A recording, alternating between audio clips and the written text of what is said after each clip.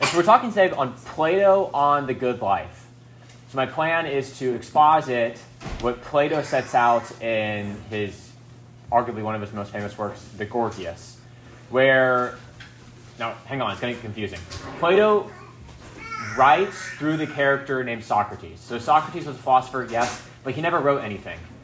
But Plato was a philosopher, he existed. He wrote all of his philosophy in dialogues, and Socrates was one of his main characters. So I'm not going to mention the word Plato for the rest of the talk, because I'm going to be using the word Socrates, which is his character, which is like the good guy for Plato. So just kind of get our dialectic straight. If you're wondering, like, why is he talking about Socrates? That's his character that he writes in the dialogue. Okay. So we're talking about this idea of the good life. And I want to start with that idea first. We all know what it's like to do something poorly, right? To play the piano poorly, for example. I could go up to the piano over there and just start banging on the keys, right? And that would be poor piano playing. Anybody could do that. But we notice that there's also this thing called like playing the piano well or good piano playing. The type of piano playing that when you're done playing, you're saying, that was good. I played well. It's the type of thing that you're proud of, that you don't have regrets when you're finished. And we can do this for all of the activities, right? What does it mean to have to play a game well? Right? I played a good basketball game, or I gave a good lecture, or I was a good parent. So we have this notion that we can do things, activities poorly, and we can do them well. Now, where we're coming in this idea with the good life is, well, let's extrapolate from that. What would it mean to live well? Right? To not like live poorly, not to bang on the keys of life, but to actually say that was a good life. When you're done, right, I say here, no regrets. You look back and say, yes, I lived well. That was a good life. And you might think, I don't know, I struggled with this for a long time, was like, Jack, we already know the answers to this, like we're Catholics, right? A good life, to know, love, and serve the Lord, right, in this life, and so enjoy him in the next. Like we know our catechism answers, why would we need philosophy to talk about the good life? Why would we care about what Plato thinks about the good life? He was a pagan. It's like, okay, fair enough, yes. But there's a lot of profit to studying philosophy. There's, first off, this notion of grace presupposes nature, right? That grace builds upon nature. So if we don't understand nature, then we're not going to understand supernature. And this is helpful not only for our evangelization efforts, like talking to those who don't share the Christian faith, but also for ourselves. There's this idea that like, we're living the Christian life, but we're giving up so much, we're missing out on so much fun, as it were, by not living a natural life. But I think that a careful study of even the natural life would show that, as I hope to show in this talk, that a natural life, a naturally good life, is also one that requires a lot of self-denial, and is one that's centered on virtue, and so on and so forth. So there's a lot of profit to be taken from studying philosophy, both, like I said, in our evangelization efforts and for ourselves. Okay, so let's talk about the good life. We're going to look at a couple candidates before we get to Plato's answer. The first candidate is power. Right? So we're finite beings. We desire. We suffer. Right? We didn't choose this. We just find ourselves like being like this open wound of being. Right? Like your consciousness like emerges in the morning, and it's just nonstop from the moment you wake up to the moment you go to bed. We're just always desiring things. We're always trying to improve our situation. We're always suffering something small or great. And this is like it from, like I said, from the moment you start, from like the moment you're a baby to the moment you die. We're never content. So we have these twofold. Both we have sufferings, lacks, and we have desires, things that we want. So maybe power is the ticket then, right? We have these desires, we have these sufferings. Maybe power is the key to the good life. Right? We could get what we want. Nothing could stop us. We could live the life of a despot. A despot's like a tyrant. We could live the life of a tyrant. If we don't like someone, we can put him to death. If we want a bigger mansion, we can just enslave people to build it for us. So on and so forth. So, right. Socrates says here, though, again, Plato writing through the character of Socrates, Paulus, the despots have the least power in their cities. since they do nothing they wish to do, practically speaking, though they do whatever they think to be best. And Paulus, the interlocutor, says, well, and is that not a great power to have? Right. Socrates is saying, look, you know those people who can do whatever they want? It's like they don't have any power. And Paulus says, what are you talking about? Socrates says, do you regard it as good when a man does what he thinks to be best without having intelligence? Is that what you call having a great power? So if we think, power is a ticket. Like once we get power, that'll be the good life. Are you crazy? Like, is power good for a child? So now the child can say, and you guys all have children, right? Finally, I have the power. I can drink as much glue as I want. Like now I've got it. Now I've got the ticket. I can eat dirt. I don't need to have a bedtime. I can have 20 donuts, right? This is it. I have the good life. Or the mentally handicapped, right? They're not thinking straight either. They think that they know what they want. And if we gave them power, it would not end well. So power is only instrumentally good. Right? If you do merely what you're inclined to do, if I give you all the power in the world, I give myself all the power in the world, number one, I don't know if what I'm doing is what I really want. Right? He doesn't know if he's doing what he really wants. Right? We've all had this experience where we do something that we think is going to make us happy, or we do something that we think, oh, we want this, and we get it. It's like, oh, yeah, I don't want that, actually. But more importantly, the second thing is if you just do what you're inclined to do, you're not doing the good.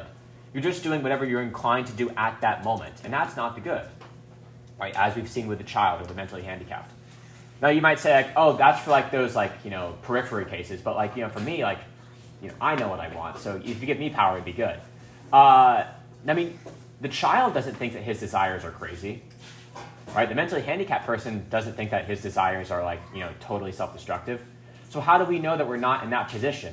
How do we know that we are not acting like the glue drinking child, right? Yes, I really want this, and I know, I'm sure that I want this. So power seems to fail as our first candidate, because if power is sometimes good and sometimes bad, right? Good for the person who really knows what he wants, maybe. Bad for the child. Then there exists some higher good that makes power to be good or bad. So if there's a standard by which you're judging power, then you know that power is not the ultimate good. There's something else that's making power to be good or bad. So power, our first candidate, cannot be the good. But Paulus, being a good interlocutor, doesn't buy it. He says, as if you, Socrates, would not accept the liberty of doing what you think fit in your city rather than not. Would you not envy a man who observed to have put someone to death as he thought fit, or deprived him of his property, or sent him to prison? He's saying, don't kid yourself, Socrates. You secretly want to be that guy. Yes, it's not the good, but when you see the tyrants putting all his enemies to death and taking their property, you envy that guy. Even if it's secretly, even if you won't admit it. But I want you to admit it now, that seems like a life worth living. So Socrates is so funny. The whole book is just hilarious, and I have an extra copy here if anybody is so inclined to read it. Take it home. Socrates is so funny. This doesn't get it. Paulus says, you know that guy who's putting to death anybody he wants? And Socrates is like, yes. And he's like, justly or unjustly? And Paulus is like, what do you mean? Whichever way he does it, is it not enviable in either case? Top page 2 now. Socrates, hush, Paulus. Why? Because we ought not to envy the wretched, but pity them. Socrates, he does not mince words, right? This is very, very clear. That these people, right, they're not doing the good, they're just doing whatever they're inclined to do. And that's not the good, right? We've seen it in the case of the child, we've seen it in the case of the handicapped. We need to possess the fact, the truth, for us to really know that we're doing the good. For us to know that we're not being the glue-drinking child. But we push it further. Well, the reason why we don't want to be the glue-drinking child, right, the reason why we don't want to follow our inclinations, it's unchoice-worthy only because of the inevitable punishment. It's like, I don't want to drink glue because then my stomach's going to hurt. And I don't want to put people to death because then, they're going to do like a coup and they're going to take me over, and that's not going to be good. We can, I don't want to steal because I don't want to go to jail. But what if I could follow my inclinations with no punishment? Right. What if I could get away with it, as it were? What if it never caught up to me? That seems like the good life, right? Okay, now there's kind of an argument here from Socrates. He who punishes the right punishes justly. Yes. Right, so that's kind of elusive. But putting a murderer in jail is a good thing to do. That's basically all I was saying in the first part. Is it just to put a murderer in jail? Paul says yes. And he who pays the penalty by being punished suffers what is just, apparently. Right, so there's a correspondence between the way I act and the way a thing is acted upon. So if I punch a tree hard, a tree is punched hard. If I cut a branch quickly, the branch is cut quickly. Right? If I push this softly, it is pushed softly. So there's a reciprocal nature between the way I act and the way that something is received. Right? So if I punish someone justly, they're having a just deed done unto them. And what is just, I think we agreed, is fair. Another translation has it as admirable. Certainly. Then of these two, the one does what is fair, and the other, who is punished, suffers it. Yes, and if so fair, good. For that is either pleasant or beneficial. And it's obviously not pleasant to be punished, so it must be beneficial. It must be so. So he who pays the penalty suffers what is good. It seems so. Then he is benefited. Yes. Is it a benefit, I imagine, that he becomes better in soul if he is justly punished? Quite likely. Then is he who pays the penalty relieved from badness of soul? Yes. So someone who says, look, I just want to follow my inclinations, it doesn't matter whether it's good or not. Socrates would say it would be worse if he got away with it. Why? Because he's being deprived of a good, namely having a just deed done unto them. So this is kind of bring it down, we'll use an analogy. Would I celebrate if my doctor failed to catch my tumor? I go to the doctor, I come home, I talk to my friends, yes, he didn't catch it. Stage 4 cancer, didn't see it at all. I fooled him. I got away with it. They would be, are you a madman? No, you want him to catch it. It's but then have to have surgery. It's okay, yes, you might have to have surgery. That'd be painful. Well, I'll tell you what's a lot more painful, dying from cancer. So in like manner, Socrates is saying here, would you celebrate if no one caught your soul tumor? It's yes, I'm doing all these horrible injustices, and no one's catching me. That's obviously a very, very, very short-sighted thing to do, right? To avoid the good. You're saying, yes, I'm avoiding having a good done unto me. It makes no sense. Right? It follows then that I should not avoid guilt, shame, or other punishments. Right? So just a quick recap. We're talking about the good life. What's the good life? Maybe it's power, following our inclinations. But remember, that's only sometimes good. It's only sometimes good to have power, sometimes not. That means that there's a standard above power, which is making it good to be bad, or good or bad. The reason why you can't just kind of buckle down and double down and follow your inclinations, avoiding punishment, is because then you're missing out on the good of being corrected, of being punished. If it's a good act to punish the impious man, if it's a good act to punish the criminal, then it's a good for the criminal. And as Socrates points out, it's probably not good for their body, right? No one enjoys being in prison, but it's good for their soul. And we'll cash that out further on later in our conversation. So top of page 3 now. Although there's a perpetual inclination to ignore the good, doing instead what we see fit, like the dirt-eating child, it is clear that I need to possess the moral and metaphysical truth to know both my own desires and what is good. So this bottoms out into truth, and we'll get to this later. This bottoms out into truth. How do we know that we're not being the dirt-eating child? Well, we have to know that it truly is good for me to do X. And that's where it has to end. It can't just be some sort of introspection. Now, Socrates just said it's not good to be the tyrant, and the only thing worse than being a tyrant who gets punished is being a tyrant who gets away with it. Right? So he said this very radical line, it's better to suffer an injustice than to commit one. And Callicles steps up and says, tell me, Capron, is Socrates in earnest over this or only joking? Another translation says, is Socrates serious? Are you kidding me right now? He's like, this guy is talking nonsense. And this is where, for me, this is the best part of the book. This is the strongest argument against the strongest here. So Callicles steps up. He's arguing against Socrates now. They kind of go one by one. And Callicles just goes all in. Stop alluding to some higher good. There is no higher good. There's no such thing as morality. Morality was made up by the majority of the people because they were weak. They couldn't take what they wanted, so they said, well, let's make up this thing called justice, that way nobody steals what we have. It says, really, pleasure is the good. There's no such thing as a higher good. Pleasure is it. The best life is to get the most possible pleasure. So now it's worth quoting this at length because this is really where we get Callicles' position in its clarity. No, natural fairness and justice, I tell you now quite frankly, is this, that he who would live rightly should let his desires be as strong as possible and not chasten them, and should be able to minister them when they are at their height by reason of his manliness and intelligence, and satisfy each appetite in turn with what it desires. But this, I suppose, is not possible for the many, whence it comes that they decry such persons out of shame, to disguise their own impotence, and are so good as to tell us that licentiousness is disgraceful, thus enslaving, as I remarked before, the better type of mankind, and being unable themselves to procure achievement of their pleasures, they praise temperance and justice by reason of their own unmanliness. So the thought here, it's just insane, is that if you look at nature, right, he says at the beginning, natural fairness. Like, if you're the strongest lion, you get to kill whoever you want, and you get the best property. And there's nothing unfair about that. So why is it that when we come to human beings, when we see the strongest killing and taking whatever they want, that we say that that's bad somehow? The only reason why it's bad is because the weak people, the weak and the many, got together and said, well, this isn't good for us. We keep on getting killed and our property taken.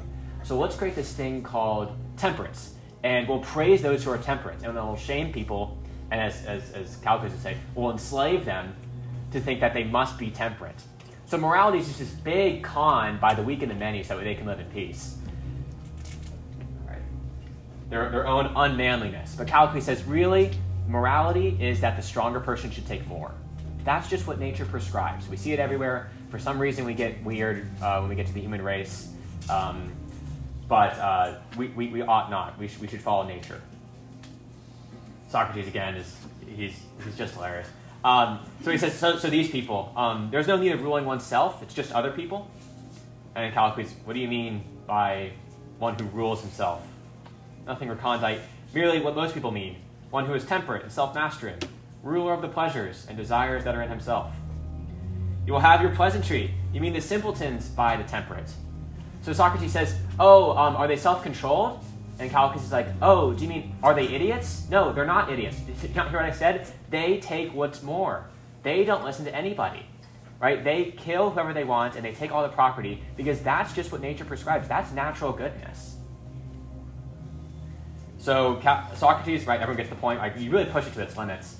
And Socrates at one point has this great line where he says, finally, I found somebody who says what everyone thinks in secret, and now you're saying it frankly. He says, thank you for being so honest. But he doesn't agree with this, of course. So he gets two arguments. Sorry, before I get into the argument, let me explain this graphic at the bottom right. Everyone see the graphic here. I bolded this up in the top quote here, that the Callicles says the virtuous person, the one who takes more, should let his desires grow as much as possible. So you should become as hungry, thirsty, itchy, etc., because it's the movement upwards that's pleasant, right? I mean, we just had Easter. It's like the most pleasant thing in the world to be starving and then like to have a very nice meal, right? It's that movement upwards, to be really hungry and then have a really good meal. That's what's pleasant. Like when you're sick and you feel poorly and then you get well, that movement upwards is like, this is great. Like there's nothing better than when you're not sick anymore. It's like, I feel well, right? It's wonderful. Even though we don't really rejoice in that when we're just kind of constant. And so Callicles would say, when the movement stops, when the movement upwards stops, then you stop feeling pleasure, and that's horrible. Right? So what we ought to do is let our desires to grow as large as possible, and then fulfill them, and basically be continually fulfilling them, satisfying, as he says, each appetite in turn, so that when we get that upward movement, we go from hungry, thirsty, itchy to being satisfied. We want to keep on that, perpetually keeping that upward movement. Okay. So now we can get into the argument. So Socrates says, look, I'm going to describe two men to you. The first argument is an inductive argument. The second one's deductive. He says, I'm going to describe two men to you, and you tell me which one's happier. So I want you to imagine that there are some jars in front of you. And the jars are filled with things like milk and honey, and I forget the last one. It's like jam or what have you. And the first man has his jars, and they're well sealed. And he fills up his jars with the materials. It's not easy to come by. I mean, these things are, you have to kind of procure them. It takes a while. But the first man fills up his jars and closes them all up. That's the first man. That's the self-controlled man. And then the second man is the licentious man. He has leaky jars. So same thing. The materials are difficult to come by. But when he fills up his jars, they immediately start running out. So he has to be continually filling them up, or else they will be empty. So the self-controlled man, although his jars are full, they're closed. So he's not really enjoying the fact of pouring more in. But the licentious man has to constantly be pouring them in for them to even be half full or entirely full. And this is the life that Callicles is describing, is that you have to be, right, if you are if you're this virtuous man of Callicles, right, taking in all these desires, or fulfilling these desires and letting them grow large, you have to be constantly fulfilling your desires with pleasures, or else you will be completely empty. So Socrates is saying, look, it's the life of a madman. It's the life of someone who is frantically exacerbated, trying to fill these leaky jars. That's the life of someone who's living for pleasure. It's not a stable life. Yes, it's true that the man with the closed jars doesn't enjoy the inflow, doesn't enjoy that upwards movement, but he's not, like I said, frantically going about trying to fill his leaky jars. So we'll get to page 4 now. Like I said, this is an inductive argument, so it's not like a logical proof, but it's more kind of appealing to intuition.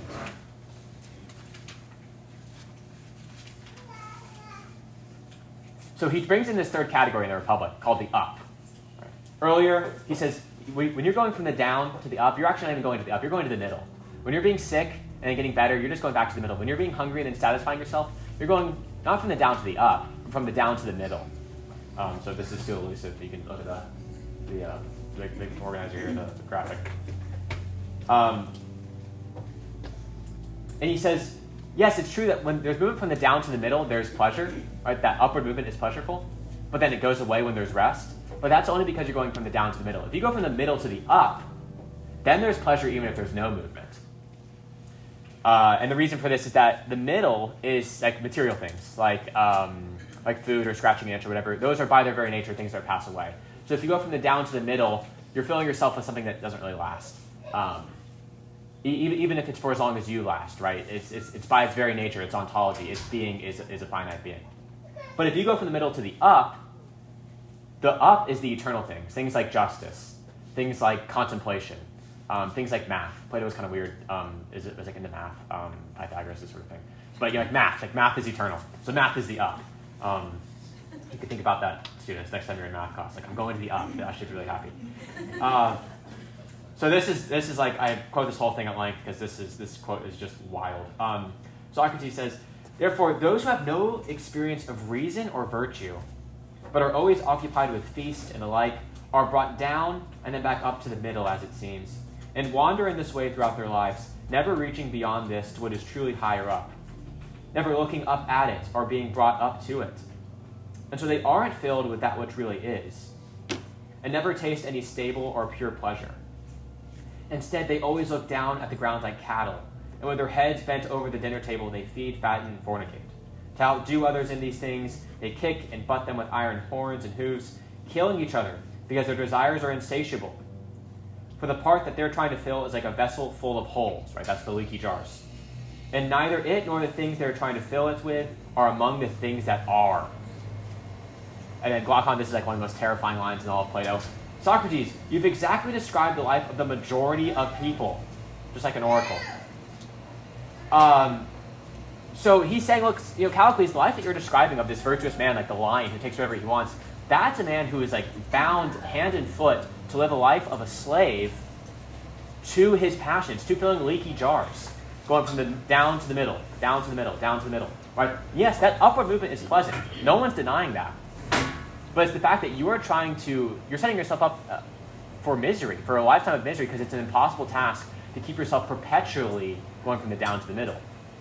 So it's better just to close the jars, get them nice and tight, and then go from the middle to the up. Contemplate the eternal things. Right. To not be like the cattle with their heads bent over their dinner table. I was talking to my friend about this. This is right. I mean, you are embodying the life form of an animal if you live according to pleasure. Which again, give the devil his due. Yeah, it's nice to go from the down to the middle, but it's how long can that last? So, from the first argument, it's unlikely that pleasure is the good, right? We already said it's not power, and we think it's probably not pleasure either, given this picture we've been painting. The second argument's deductive. I think this is a stronger argument. If pleasure is the good, then all pleasures are good. If pleasure is the good, then all pleasures are good. This is extremely problematic, and you don't want to keep control of your imagination, keep it innocuous, but it can get ugly. So we'll go down the line. If pleasure is the good, then a life of scratching an itch is a good life. And actually, Callicles literally admits this. It's like, okay, so if going from the down to the middle is a good life, it seems like I should just apply some ointment to my skin that makes me itch, and I should just scratch an itch for my whole life. Be pleasureful. And Callicles says, yeah, that's right. That's a good life. So any pleasure will do, right? It doesn't have to be noble, even just scratching an itch. Or you can, again, this is kind of a modern example, the cake-eating experience machine. If pleasure is the good, then not only is it good, but you have a moral obligation to hook yourself up to the cake-eating experience machine, which is it's a fictitious machine that gives you the experience of eating cake perpetually. Like, that would be your whole life. You'd be hooked up to this machine. It gives you the experience of eating cake. And at the end of your life, you would say, yes, I've lived a good life. Why? Because I had pleasure. Like I said, this gets ugly. Depends on how skeptic the person you're talking to is in terms of you're debating. Because I'm sure there are people who out there say that pleasure really is the good. So I don't know, it might be too graphic. Not going to invite me back to speak anymore. But if pleasure is the good, then the pleasure, and let's say I'm just a sick person, that the pleasure that I get from let's say there was a war that just happened. The pleasure that I get from looking at dead bodies is the same pleasure that is just as good as the pleasure that is received from a mother the first time she holds her child. Those two are morally equivalent. If the pleasure is the good, then any pleasure will do, no matter how sick, no matter how twisted. And Socrates uses some pretty wild examples that I won't repeat here. But again, it seems like we could really push it hard, that we'll find somebody, no matter who you're arguing, will say that, no, that's a bad pleasure. You shouldn't be taking pleasure in that. You shouldn't be taking pleasure in looking at, the war-torn dead bodies of those in the Middle East. That's sick. That's bad. Okay, stop right there. If you could ever say that that's a bad pleasure, even once, then there's a standard over and above pleasure that makes pleasures to be good or bad. So all you need to find is one example of a good or bad pleasure. That there are good pleasures and there are bad pleasures. But if you can make that distinction, then that means that there's a standard of goodness over and above pleasure that makes pleasure to be good sometimes and doesn't, right? When pleasure participates in the form of goodness, when pleasure participates in goodness, then it's good. When pleasure does not participate in goodness, then it's bad. So pleasure cannot be the good. Okay, the moment you've been waiting for, right? We've gone through. It's not power, it's not pleasure, even though, as perhaps as Glaucon would say, the majority of men pursue this, think that it's either power or pleasure. What is it then? So what's Plato's answer? He says, well, what's a good life? What makes anything good? I mean, what makes a good anything? What makes a good share? What makes a good meal? What makes a good friendship? Well, there's a certain order to it. You can't name me one thing that's good that's disordered. I had a student in class, I brought this up, and she said, oh, but it seems like, the ocean. Like, the ocean, is disordered, right? There's, all these waves, there's no order to it.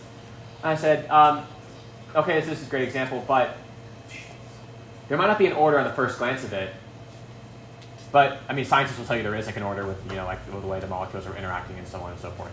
But there's even an order there, which is that the sea, for example, is always wet, right? There's always water in there. It's not like the sea is dry and then it's wet. It's not like the sea is sometimes boiling hot and then it's freezing cold in matters of instance. There actually is an order in the sea that makes it enjoyable. If there was a lack of order there, maybe you go into the sea sometimes and maybe it's, like boiling water, right? And it's extremely painful. Or maybe you go into the sea sometimes and the density is such that you immediately drown, right? But the sea has actually a constancy and order to it. So, and now again, that's just one example. We could take more. Even the things that seem like they have no order to them are in fact ordered towards an end. And that's what makes them good. And as Plato would say, right, they're participating in the form, what it means to be a tree, right? What it means to be the ocean, what it means to be a chair. That there's an order there. Okay, so here's the argument, top of page 5. A thing is good if and only if it is ordered. The soul is a thing. So an ordered soul is good. In conclusion to, an ordered soul is bad. Disordered soul is bad. And he's using soul kind of in a broad sense there. He's talking about kind of like what it means to be a human being. At least how I take it. So what's his answer? His answer is order, right? That we need to order the different parts of the human person correctly. And now maybe if you're critical thinker, you're thinking, at least I'm sometimes like this, like I'm sick of this whole human beings having parts thing. This is like, you're making up these like extravagant, like metaphysical distinctions that aren't really there. But I after thinking about it, I'm really more and more convinced that even on the natural level, we can see that the human person has parts. Temptation, right? Temptation proves this. Temptation proves that the human soul has parts. I mean, we experience this. Part of you wants to steal, and part of you doesn't want to steal. Now, remember the law of non-contradiction, right? We did the class in the first principles. Hopefully you were there. The law of non-contradiction says it's possible for a thing to be and not be in the same way at the same time and in the same respect. And that important part is in the same way. So, because of the law of non-contradiction, when we say that I want to steal and I don't want to steal, it can't be the same part of me that wants to steal and that doesn't want to steal. If I'm just one homogeneous whole, I can't both want something and not want something. All right, that's a contradiction. So we have to introduce this concept of multiple parts. There's part of me that wants to steal and part of me doesn't want to steal. That makes sense. There's no contradiction there. So one part of you wants to steal, the other part doesn't. So that's the things that have to be ordered. And so Socrates will say that, or Plato will say that the good life is one of sophrosyne, which is translated as self-discipline. So what is the proper order? Right? So he says, look, for anything to be good, it has to be ordered. The human soul has these parts, so that has to be ordered. It has to be ordered by sophrosyne, which is like self-discipline. So what's the proper order? It says, reason is that part which ought to rule, and the passionate part is that part which ought to be ruled. He has this third part called the spirited part, but that's like, I don't know. I don't even understand what's going on there. So I really don't. So I'm focusing on these two parts here, the reason and the passionate part. So we have these parts. Why should reason rule, though? Why should I listen to my reason? It feels like my emotions are me, right? Why should reason be the thing that rules? Right, that's a nonsensical question. Right? When you say, why should reason rule, you're saying, give me a reason for reason to rule. By formulating that question, you're showing that reason is the thing that is the decision maker. Passions can't rule because they don't speak the language of decision making. Right? It's like the concept, I mean, any concept is unintelligible to the passions because the passions aren't the type of thing that can think about concepts. Passions aren't the type of thing that think. They just feel. It would be like if we had like some like if our lives depended on like solving some very complex mathematical equation. We had a mathematics professor and a dog in the room, and we said, well, which one should solve the problem? The dog is dead in the water because he cannot even speak the language of concepts.